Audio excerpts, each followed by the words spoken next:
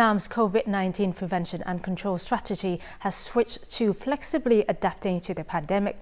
This has created favourable conditions for production, business and investment activities to recover and thrive.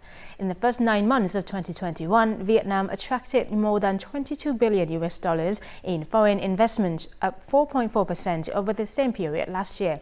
This shows that investors still have confidence in Vietnam's economic outlook.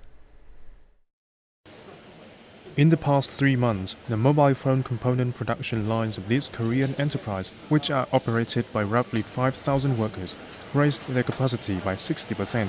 This not only guarantees it will meet its orders, but also supports the orders of Vietnamese supply partners.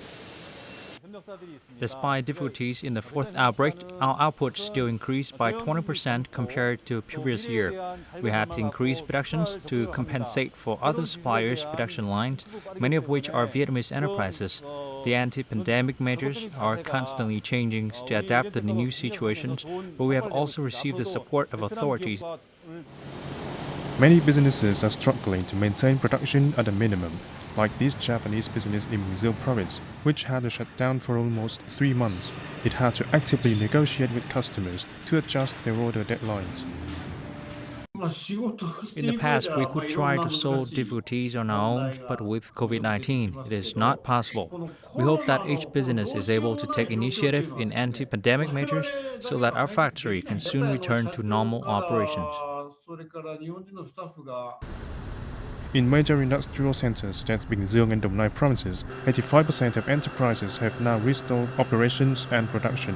In Ho Chi Minh City High-Tech Park, half of the factories are operating at about 70% capacity and are expected to operate at full capacity next month. We are producing at around 60 to 70% of our normal capacity. I think in a few weeks the situation will improve and all will be back to normal.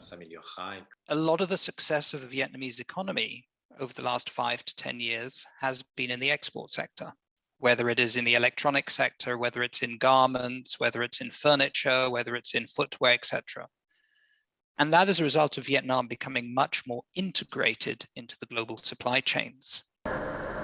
In the medium term, when the economy reopens, difficulties in the supply chain are expected to be resolved and FDI will recover. When that happens, Vietnam will be able to turn its focus on developing infrastructure to enjoy the incentives of free trade agreements.